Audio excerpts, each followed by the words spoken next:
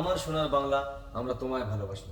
আজকের কলকাতা, যেটাকে আমরা সিটি অফ জয় বলে জানি, আজকে সেই কলকাতার অলিগলিতে হচ্ছে প্রোটেস্ট। এবং এই প্রোটেস্ট শুধু আমাদের রাজ্যের মধ্যে সীমাবদ্ধতা নেই, সারা দেশেও ছড়িয়ে গেছে, ভারতবর্ষের কোনায় কোনায় ছড়িয়ে গেছে এই আন্দোলন। কারণ আরজি কর মেডিকেল কলেজে ঘটেছে 8ই আগস্টে এক অমানবিক ঘটনা, যে ঘটনাকে কেন্দ্র করে আজ সারা বিশ্বে হইচই পড়ে গেছে। প্রোটেস্ট, প্রোটেস্ট আর প্রোটেস্ট। আর এই ঘটনা, এই যে ঘটনা, এটা প্রথম আমাদের দেশে ঘটলো না কেন, এর আগেও ঘটেছে। নির্ভয়া, কাটোয়া, উন্নাও, হাতরাস এবং ইভেন এই রাজ্যে পূর্বে ঘটেছে এরকম একটি ঘটনা, যেটা ধনঞ্জয় এবং হেতাল পারিকের ঘটনা। কেন একজন মহিলা সুরক্ষিত নেই? একজন ডাক্তার একটা হসপিটালের মধ্যে যদি রেপ এবং মার্ডার হয়, কিন্তু সাধারণ রাস্তাঘাটের মেয়েরা, রাস্তাঘাটের মা বোনেরা কিভাবে সুরক্ষিত? বিরোধী দল আন্দোলনে নেমেছে, শাসক দলও আন্দোলনে নেমেছে। কেন নেমেছে? আজকের সাধারণ মানুষ গলা ফাটিয়ে চিৎকার করছে, বিচার চায় Tilottama, we want justice, justice for Tilottama. এগুলো কেন করতে হবে? 2024 সালে এসে একটা মেয়ের বিচার চাওয়ার জন্য অর্ধেক পশ্চিম বাংলাকে রাস্তায় কেন নামতে হবে? কি কারণ? চলুন জেনে নিই কিছু তথ্য। আরজি কর মেডিকেল কলেজ এবং হাসপাতাল, এটি তৈরি হয়েছিল 1886 সালে। এটা অবস্থিত আছে উত্তর কলকাতার শ্যামবাজার এলাকাতে। এটা তালা পুলিশ স্টেশনের জুরি সেকশনের আন্ডারে পড়ে। 8ই আগস্ট রাত 11টা এক 31 বছর বয়সী জুনিয়র ডাক্তার টানা 36 ঘন্টা ডিউটি করার পরে যায় সেমিনার হলে রেস্ট করতে। সেখানে গিয়ে তার বাড়িতে ফোন করে বাবা মায়ের সঙ্গে কথা বলে তাদেরকে গুড নাইট জানিয়ে আবার ফিরে যায় মেডিকেল রাউন্ডে। রাত 2টোর সময় ছোট্ট একটি ব্রেক নিয়ে অনলাইনে খাবার অর্ডার করে এবং 4 বন্ধুর সাথে সেমিনার হলে বসে খায়। 4 বন্ধু ওখান থেকে চলে যায় এবং টানা 36 ঘন্টা ডিউটি করেছে, যার কারণে তার শরীর খুব ক্লান্ত ছিল।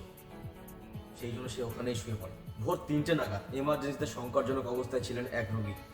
সেখানে কর্তব্যরত হাউস স্টাফ গোলাম আজম তার একটি রিপোর্ট নিয়ে যায় 4 তলায়। কারণ সে ফার্স্ট ইয়ারে 2জন পিজিটিকে খুঁজে পায়নি, যার কারণে সে সেমিনার হলে যায় তিলোত্তমাকে রিপোর্ট দেখাতে।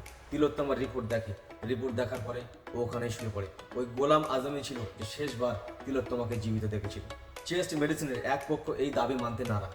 তাদের দাবি ভোর 4টের পর এক রোগীর শারীরিক অবস্থার অবনতি হয়, যার কারণে সিনিয়র পিজিটি বিশ্রাম নিচ্ছিলেন। তাই স্লিপ রুমে থাকা 2 জুনিয়র পিজিটির মধ্যে একজন রোগীকে দেখে কার্ডিওলজি বিভাগে রেফার করে এবং তাদের দাবি যে সেমিনার হলে ছিলেন তিলোত্তমা আর রেসিডেন্ট রুমে ছিলেন কর্তব্যরত ইন্টার্ন।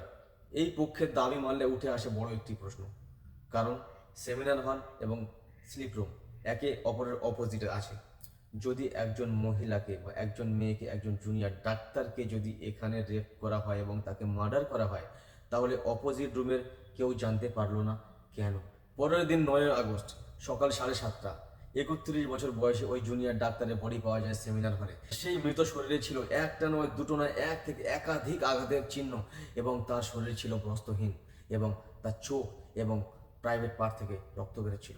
ভাবতে পারছেন কি নির্মমভাবে হত্যা করেছে তাকে? সকাল 10টা 50 নাগাদ হসপিটাল অ্যাসিস্ট্যান্ট সুপারিনটেন্ডেন্ট মেয়েটির বাবা মাকে ফোন করে বলে, আপনার মেয়ে খুব অসুস্থ, আপনার তাড়াতাড়ি হাসপাতালে আসুন। আবার সেই ব্যক্তি আধ ঘন্টার মধ্যে ফোন করে বলে, আপনার মেয়ে আত্মহত্যা করেছে। মেয়েটির বাবা মা এবং তার পরিবারের এক সদস্য দি ল্যান্ড অফ একটি ইন্টারভিউতে জানায় যে তাদের টানা 3 ঘন্টা অপেক্ষা করতে হয়েছিল মেয়েটিকে দেখার জন্য।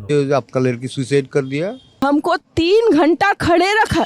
বাবাকে মেয়েটির শরীর দেখতে দেওয়া হয়। একটা বাবা যদি তার সন্তান, ছেলে হোক বা মেয়ে, তার মৃতদেহ যদি পড়ে থাকে, তার সেই সময় অবস্থাটা কি হয়?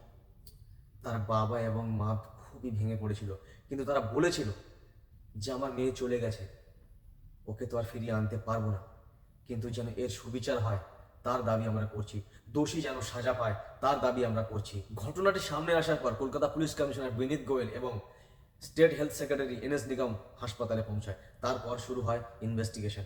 এই পুরো ঘটনাটি একটা ভিডিওতে কভার করতে পারবো না, কারণ একের পর এক তথ্য উঠে আসছে, যার কারণে আমি এটার পার্ট 2 বানাবো এবং ততক্ষণের জন্য দেখতে থাকুন অজানা অধ্যায়।